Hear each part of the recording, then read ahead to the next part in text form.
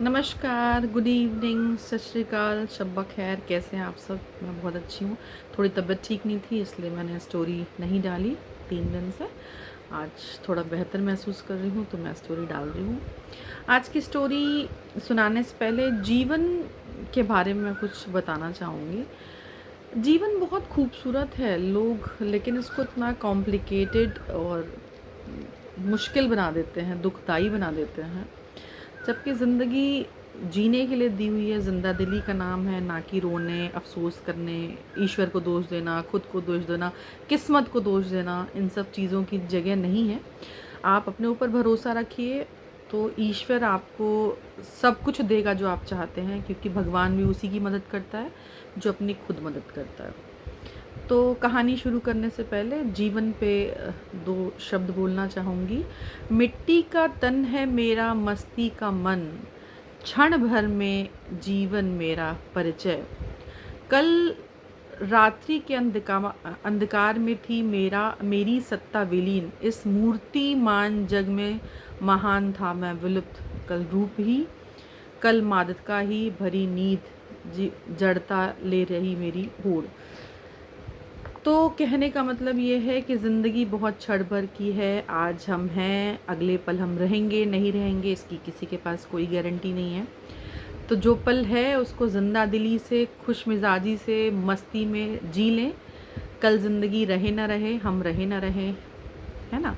तो आप खुश रहें, अपनी ज़िंदगी को खूबसूरत बनाएं, ईश्वर की उपासना करें, अपनी ज़िंदगी को मस्ती से जिएं, 2-4 अच्छे ज़िंदा दिल दोस्त बनाएं, जो दुख में भी आपको खुशी की अनुभूति कराएं।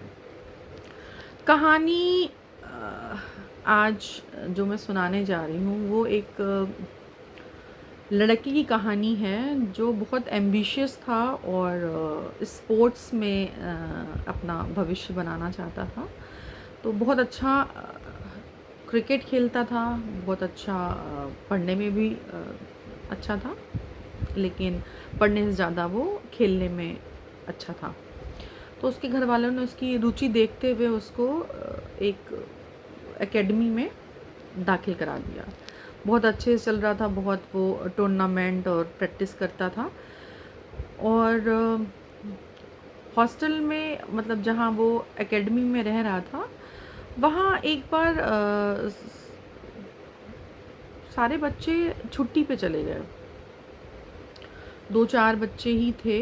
तो जो सर थे जो एकेडमी सिखाते थे, क्रिकेट सिखाते थे, उन सर ने इस बच्चे को सेक्सुअली असॉल्ट किया और बच्चा बहुत डरा सहमा था। उन्होंने डराया धमकाया कि किसी को बताना मत। बच्चा, छुट्टियां हुई, बच्चा घर आया और अपने पिता को रोते रोते सारी बातें बताई।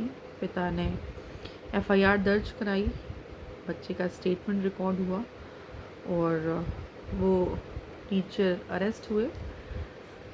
पुलिस वालों ने जब इन्वेस्टिगेट किया तो उन्होंने बताया कि मेरे से गलती हो गई, मैं बहक गया था, मैं बहुत दिनों से अपनी वाइफ से दूर था तो मैं बहक गया था। तो बच्चे को बहुत समझाया गया, उसकी रेगुलर काउंसलिंग, घर वालों को समझाया गया, फैमिली काउंसलिंग हुई। बच्चा अब स्टेबल है, ठीक है और अपनी पढ़ाई आगे की कर रहा है। तो अगर बच्चा आपको बताए, उसको एक फ्रेंड होने की तरह, बच्चे को एक दोस्त समझकर उससे बात करें। अगर बच्चा परेशान है, पहले जैसा खा पी नहीं रहा, आप लोग के साथ मिक्सअप नहीं हो रहा, बोल नहीं रहा, तो ज़रूर उसके साथ कोई अप्रिय घटना घटी है जिसकी वजह से वो सामान्य जीवन नहीं जी पा रहा। तो परिवारजन से हाथ जोड़ के रिक्वेस्ट है कि बच्चे को इतना कंफर्ट फील कराएं कि वो आपसे हर बात शेयर करे। तो मोरल ऑफ द स्टोरी ये है कि अपनी ज़रूरतों के लिए, अपनी मजबूरी के लिए, आप बीवी से दूर हैं तो मजबूर हैं शारीरिक रूप से कि आपको सेक्स करना है, तो किसी बच्चे को आप असॉल्ट करेंगे, ये गलत है। आप अपनी मजबूरी, अपनी ज़रूरत के लिए किसी इनोसेंट बच्चे का, किसी मासूम बच्चे के साथ गलत ना करें, क्योंकि आज की उसके मन की चोट जीवन के किस मोड़ पे ट्रिगर होगी कोई नहीं जानता।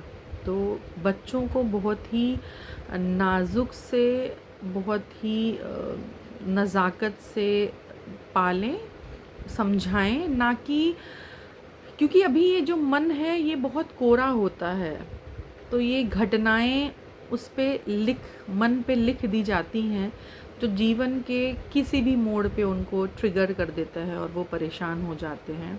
क्योंकि मैंने साइकेट्रिक पेशेंट के साथ काम किया है तो मैं बहुत नज़दीक से इस बात को जानती हूँ कि पति कभी उसका रिलेशन उसकी भाभी से था, तो वो एक 80 साल में आके वो मानसिक संतुलन खो गई और पागल हो गई।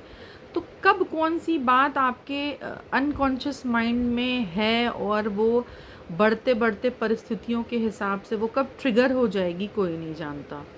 तो बहुत ही अपनी ज़रूरत के लिए, अपनी मजबूरी के लिए किसी के साथ भी, क्या वो लड़का, क्या वो लड़की, क्या वो नाबालिग, क्या वो बालिग, किसी के साथ भी अपनी ज़रूरत मजबूरी के लिए उसका नुकसान ना करें, उसकी ज़िंदगी बर्बाद ना करें। ईश्वर कभी आपको माफ़ नहीं करेगा। आप क्योंकि कर्मों का फल यही मिलना है। आप जैसा कर्म करोगे उसका फल आपको यही मिलेगा। तो अच्छे कर्म करें, दूसरों की मदद करें, दूसरों को प्यार दें, सम्मान दें, ताकि आपको वो भी बदले में सम्मान और प्यार दे सकें। नमस्कार, फिर मिलेंगे अगली कहानी के साथ अगले चैनल में। नमस्कार, गुड नाइट, शब्बा खैर।